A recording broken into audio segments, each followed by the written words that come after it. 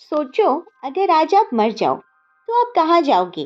स्वर्ग में या नर्क में, या फिर कोई ऐसी जगह जिसके बारे में हमने कभी सोचा ही नहीं। ये सवाल हजारों सालों से पूछा जा रहा है। रिलीजन्स ने जवाब भी दिए हैं, फिलोसोफर्स ने थ्योरीज दी हैं और साइंटिस्ट ने डिबेट्स की हैं। लेकिन मुझे सबसे शॉकिंग बात क्या लगती है? टीवी हिस्ट्री के सबसे ब्यूटीफुल आंसर्स में से एक आंसर एक कॉमेडी शो ने दिया है, और उस शो का नाम है द गुड प्लेस। और बिलीव मी, ये सिर्फ एक सिटकॉम नहीं है। ये वो शो है जो पहले आपको हंसाएगा, फिर कंफ्यूज करेगा, फिर आपको लाइफ के बारे में सोचने पर मजबूर करेगा, और लास्ट में शायद थोड़ा सा रुला भी दे। जब भी बेस्ट टीवी शोज की बात होती है, लोग ब्रेकिंग बैड बोलते हैं, डार्क बोलते हैं, फ्रेंड्स भी बोलते हैं और द ऑफिस भी बोलते हैं। लेकिन द गुड प्लेस का नाम बहुत कम लोग कहते हैं। एंड ऑनेस्टली मुझे लगता है कि ये टेलीविज़न का सबसे अंडररेटेड जेम्स में से एक है, क्योंकि ये एक ऐसा शो है जो कॉमेडी के रैपर में फिलॉसफी सर्व करता है और पता भी नहीं चलने देता। हमारी मेन कैरेक्टर है एलेनोर शेलस्ट्रॉप, और एलेनोर कोई सेंट नहीं है, कोई सुपर हीरो नहीं है, कोई ग्रेट ह्यूमन बीइंग भी नहीं है।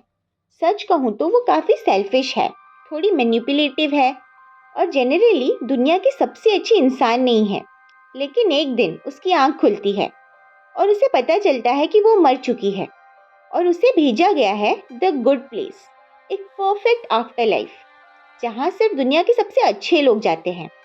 सब कुछ परफेक्ट है, beautiful houses, perfect weather, perfect neighbours, perfect life. लेकिन एक प्रॉब्लम है। एलेनोर को पता है कि सिस्टम में कुछ गड़बड़ हुई है, क्योंकि वो यहाँ बिलोंग नहीं करती। उसे गलती से गुड प्लेस भेज दिया गया है, और अगर किसी को सच पता चल गया तो सब कुछ खत्म हो सकता है। अब तक ये एक नॉर्मल कॉमेडी लग रही होगी, लेकिन यही शो अपना असली गेम शुरू करता है, क्योंकि धीरे धीरे स्टोरी एक सिंपल सिटकॉम से बढ़कर कुछ और बन जाती है। शो पूछना शुरू करता है, अच्छा इंसान आप किसे कहते हैं? क्या लोग बदल सकते हैं? क्या हम अपनी गलतियों से ज़्यादा हैं? क्या इंटेंशंस इम्पॉर्टेंट है या रिजल्ट्स?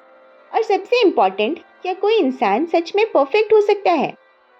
एंड ट्रस्ट मी, ये क्वेश्चन सुनने में काफ़ी बोरिंग लगते हैं, लेकिन शो इन्हें इतने एंटरटेनिंग वे में प्रेजेंट करता है कि आपको पता भी नहीं चलेगा कब आप फिलॉसफी पढ़ने लगेंगे। अब मुझे क्रिस्टन बेल के बारे में बात करनी ही पड़ेगी, क्योंकि ऑनेस्टली इस रोल के लिए मुझसे बेटर कास्टिंग इमेजिन ही नहीं होती है। एलेनोर एक फ्लॉड कैरेक्टर है, कभी सेल्फिश, इमेच्योर, डाउनराइट टेरिबल, लेकिन क्रिस्टन बेल उसे इतना लवेबल बना देती हैं कि आप उससे हेट ही नहीं कर सकते। आप उसकी जेलसी देखना चाहते हो, आप उसकी ग्रोथ देखना चाहते हो, और सीजन आफ्टर सीजन उस कैरेक्टर का डेवलपमेंट देखकर जेन्युइनली खुशी होती है। और फिर आते हैं साइड कैरेक्टर्स। चीदी, एक ऐसा बंदा जो ओवर थिंकिंग का वर्ल्ड चैंपियन है। ये बंदा सैंडविच चूज करने में भी एग्जिस्टेंशियल क्राइसिस ले आता है। कहानी, जो हर दूसरे सेंटेंस में किसी सेलिब्रिटी का नाम ले लेती है। जेसन, और ऑनेस्टली जेसन के लिए मेरे पास वर्ड्स नहीं है। ये बंदा इतना स्टूपिड है कि जीनियस लगने लगता है। और फिर है माइकल द आर्किटेक्ट, जिसके बारे में मैं ज़्यादा नहीं बोलूँगी क्योंकि स्पॉयलर्स, लेकिन ट्रस्ट मी, वो टेलीविज़न के मोस्ट एंटरटेनिंग कैरेक्टर्स में से एक है।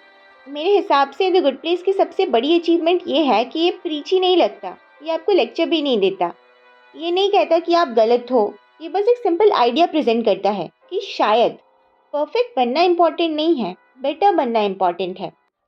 बस कल से थोड़ा बेटर, बस आज से थोड़ा बेटर। और ऑनेस्टली अगर दुनिया के सब लोग ये फिलॉसफी फॉलो करें तो दुनिया काफ़ी अच्छी जगह बन सकती है। अब मैं स्पॉयलर्स नहीं दूंगी, बिल्कुल नहीं, लेकिन अगर आपने सीजन 1 का फिनाले देखा है तो आप जानते हो कि टेलीविज़न हिस्ट्री का ग्रेटेस्ट ट्विस्ट में से एक ट्विस्ट इस शो में है। और वो मोमेंट ही था जब ऑडियंस को समझ आया कि ये सिर्फ एक कॉमेडी नहीं है, ये कुछ और ही लेवल का शो है। उसके बाद स्टोरी जिस डायरेक्शन में जाती है वो जेन्युइनली ब्रिलियंट है। और फिर आता है एंडिंग। मैं डिटेल्स नहीं बताऊंगी, लेकिन इतना ज़रूर कहूँगी कि बहुत कम शोज़ अपनी एंडिंग को परफेक्टली लैंड कर पाते हैं, बहुत कम।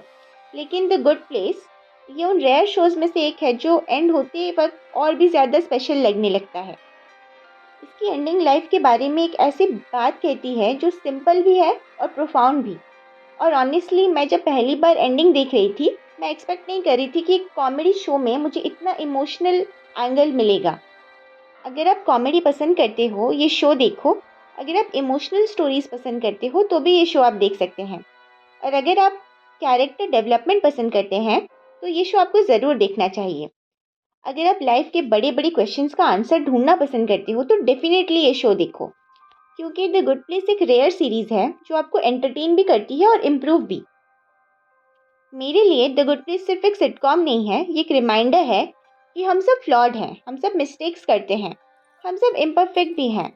और शायद यही ह्यूमन होने की सबसे ब्यूटीफुल बात है। परफेक्ट होना ज़रूरी नहीं है, बेटर होना ज़रूरी है। और अगर कोई शो इतनी सिंपल बात को इतने एंटरटेनिंग तरीके से समझा सकता है तो वो डेफिनेटली स्पेशल है।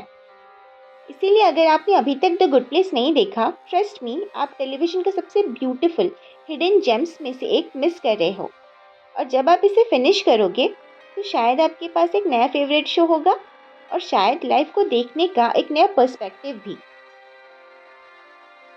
For more such interesting theories and interesting shows, please like, share and subscribe. Thank you.